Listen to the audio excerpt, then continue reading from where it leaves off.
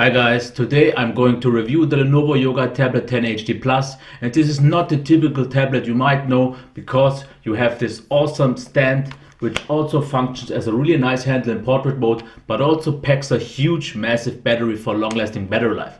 But is all of this compelling enough to compete with maybe even Android flagship tablets? We'll see about it in my full review.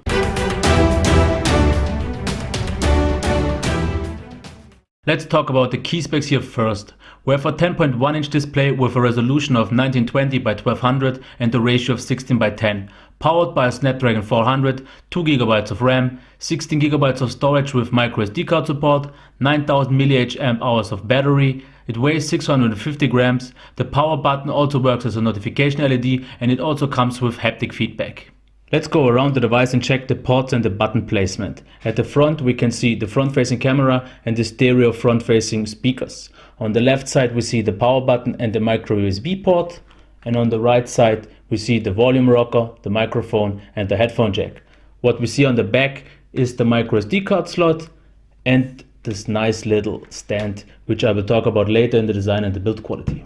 It's time to talk about the design and the build quality, and the first thing I want to mention is the weight. With 650 grams it is a bit heavy, but it makes up for it with a few nice little tricks like this handle, which is really nice to hold on in portrait mode.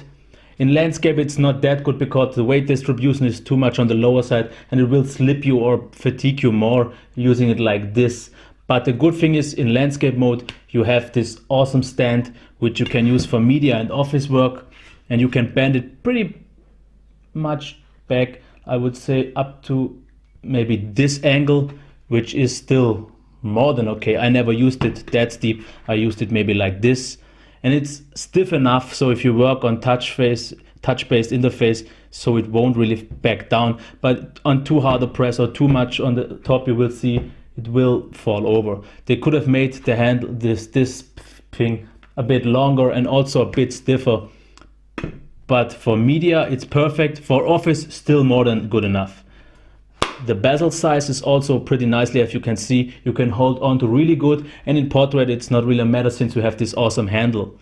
The build quality itself though, let's say it is kinda solid, but it also feels a bit cheap because the aluminium here is nice and solid, but here this plastic slightly feels a bit too cheap. If they have made it better it would have been nice.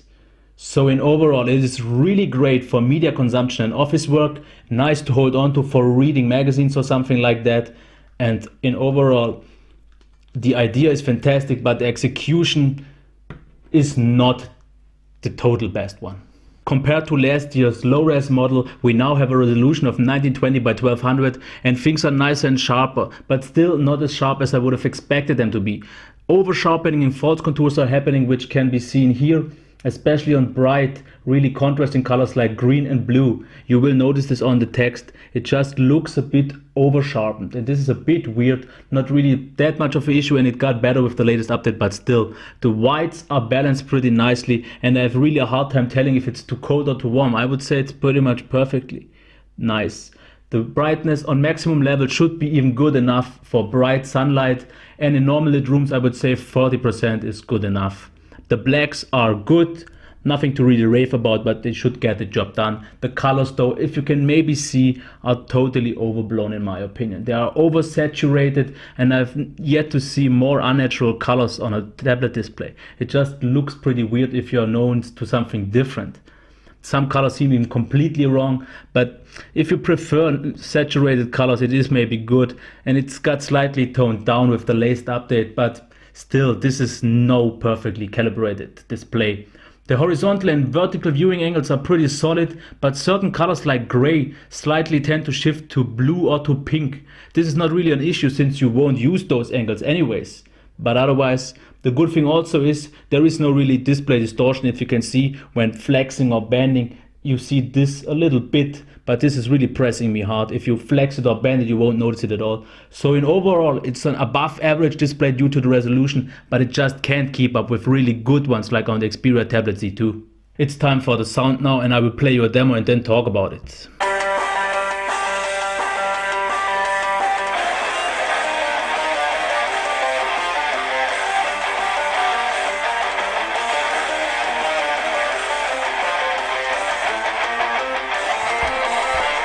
In case of my demo video right now here, I'm a bit disappointed because I've known it a lot better.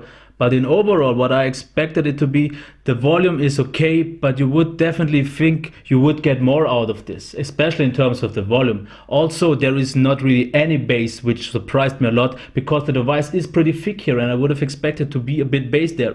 Mids and treble are okay, slightly harsh and also shallow, not rich at all. The placement is good, you won't block it at any time. I never really had a problem for this. So the sound is totally fine for YouTube and similar. Not so much for movies and games due to the lack of extra volume and bass. But the volume overall is good enough. So if you're mostly watching YouTube videos and a few TV shows maybe or something like this, it is okay, but not really for anything more. And this is something I'm pretty surprised about because it really looks like more. So it's average, at least not disappointing. The display is slightly more than good, the sound is okay, good enough, but what about the performance? And since the performance is something really important for me, I will talk a bit more about that. Out of the box, the performance was really horrible, slow and laggy. It got updated and things got way better. If we open apps like a Twitter app for Phoenix, you can see this is pretty smooth. I had nothing to complain here at all. Also, if you check G+, you know G+ is very demanding. So you will notice this is still okay. Definitely. I'm even surprised to say G+ works quite good. About the browser performance, and this is something I was pretty impressed by because the browser performance, once the page is loaded, as you can see here, is pretty smooth. This is pretty nice. Of course, not compared to any S800 device, but when I used the Samsung Tab Pro, this wasn't really any big of a difference. If we change to something else, this is definitely okay. As long as the page is loading though, things are still laggy and jaggy. So be sure to wait until the loading is finished. If we check a PDF right now, PDF files work quite nice, but you will have to wait for the rendering a bit. As you can see here, the scrolling itself is smooth, but you have slow rendering times. It is just an S400, so you will have to wait a bit for that. And also the device for me, some kind of things seems to be smoother in portrait mode than it is in landscape mode. It's a bit weird, as you can see. Also, what is not so good, as you can see, the app switching. The recent apps open pretty slow. You always have quite a delay, as you can see, to jump between apps. So this is definitely no snappy device. Once you're in an app, the app, as you can see, works quite nice, but jumping between apps isn't that nice. The other thing is you have multi-window. So if you use, let's say, Google Plus in one and YouTube in the other one, it will work, but some kind of this looks wrong to me. And if you, let's say, take this one and let's take Chrome and drag it into this one, you will notice Chrome is not as smooth anymore. As you can see, it got diminished in speed, quite noticeable. So if you want to watch a video and browse, it is possible up to 4 windows even, but it is not really smooth. So the browser performance is really good, better than expected. Smaller apps like Phoenix or Newsstand work quite nice. G+ is surprisingly good. PDFs worked fine. On the video didn't really capture this because when I used the device in portrait mode, PDFs worked way better.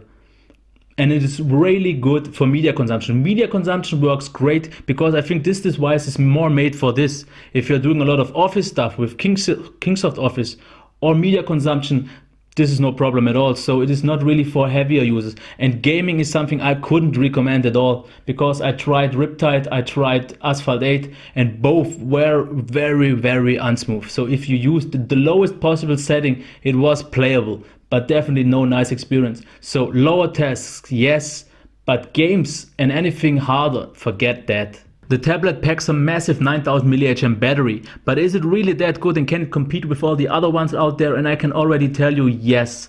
But first of all, for the full charge, it takes up about 4.5 hours, and this maybe seems a bit much compared to other devices, but it also you have to consider how long it lasts, because as you can already see here, 10.5 hours of screen on time over the course of 3 days and 16 hours. And I had still 5% left, and you have to think about 1% is almost good for 7-8 minutes of use. So I could have gone for 11 hours of screen on time.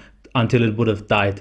The second one result I had was a bit less impressive, but still great. 9 hours over the course of 2 days. And this was with a bit heavier loads, more video watching and also some gaming, because I noticed video and audio seem to drain a bit more than usual casual stuff like browsing, office and social networks. Maybe because due to the speakers, since they are also there, but it seems kind of more than I usually expected. But in overall, I can say you this device is good for 4 days of casual use, and I don't think you will have to charge it more than once or twice a week. In heavy use, as you saw, 10.5 hours, and this is with my use, and I usually tend to drain anyways faster than other people.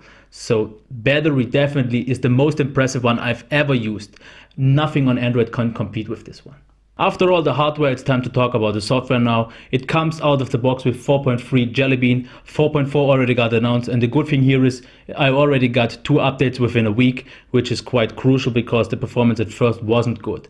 As for the drawer, you can see you don't have an app tray. All the apps are here, like on iOS. Not the best solution, not really good. And one thing I had to mention, because this device really has a sticky screen, and this is quite annoying. I noticed this just because of the recording. Usually in normal use you don't notice it that much, but the sticky screen is really weird. Also, recent apps, you see, they don't work that fast. You have to wait a lot. Not really the best kind of thing, but otherwise, as you can already see, this looks pretty much like stock Android. A heavily themed one, granted, and also not the nicest one because the colors are a bit weird. The icons are not the most beautiful ones. So in overall, it gets the job done really good, and it feels pretty stock-like, what is a huge benefit. The theming is not the beautiful most one, and also please replace this launcher with a third-party one, because you won't get a nice experience out of this. And the sticky screen, I have to tell it again, but I will talk about this in the summary. So in overall, the software is still good. You're not really handicapped by 4.3 after all. I want to end this review with a quick summary and then with a few final words. So about the device itself, it has a good layout for buttons and ports. The build quality is nice, but the really good thing here is the fantastic build, the handle it comes with, and the big battery. This is a really fantastic design idea, and only slightly diminished by the good solid build quality but not premium feel. The display is good enough, acceptable, but it is not sharp as I would have expected, and the colors are pretty unnatural, but still okay. The sound is also good enough, but I would have expected more volume and bass, especially because of the thickness of the device where the speakers are.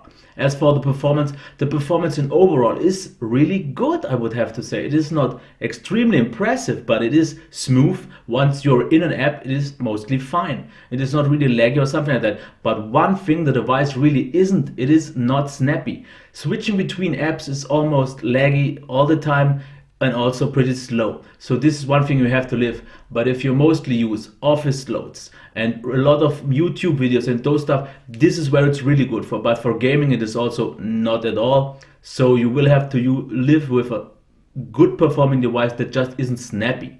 As for the battery though, that one is the really impressive part here and the really big selling point, because it is easy good enough for 4 days, and I've yet to see an Android device that can easily even come close to this. So the battery, absolutely amazing. As for the software, it is pretty stock-like, I would say, but it doesn't look like it. It feels like stock, but in terms of that, it just can't compete, and it's also just 4.3, so not the newest one. But on an Android tablet, I wouldn't really see this as a big issue, because all of these features you mostly want on a phone. On a tablet, it's working completely fine. So I would say in overall, this device is for media consumption and office work, and if you are okay with a slightly slower device. So ending this review now with my 2 questions. Would I recommend it, and would I buy it? Would I recommend it? I would definitely recommend it if you don't need the best thing out there. If you are okay with a not premium device that is considerably reasonably fast, but therefore has a really great battery life, this amazing stand that is just really useful if you are watching a lot of things and do office stuff, then it's really great. But again, it is not the fastest, and that's the reason. Would I buy it? No, because I want a fast device. I want the best of the best if I buy a tablet. And here is where I think Lenovo has slightly played it half-assed. If they would have gone for more premium, a better display, a better sound, and especially a better SoC, this could have been maybe one of, if not the best tablet, and also made it a bit lighter maybe. But the device itself, the idea is so genius. And if they would have played it through and gotten all the best they could have done inside, this could have been maybe even a game changer. But right now it is nothing more than really a slightly above average device that is priced a bit too high. If it gets maybe down $100 or something like that, it's a really compelling offer. But with $350 right now, it is just priced too high. But otherwise, it is really a nice thing if you don't need the fastest one. That's it for my review of the Lenovo Yoga Tablet 10 HD Plus. I hope you liked it. Give it a thumbs up, reshare it, and maybe subscribe to my channel. And it would really be helpful if you give me a like, because this helps me get up in the searches, which makes me maybe more popular and gets me gain attraction. So otherwise, bye. I'll be back.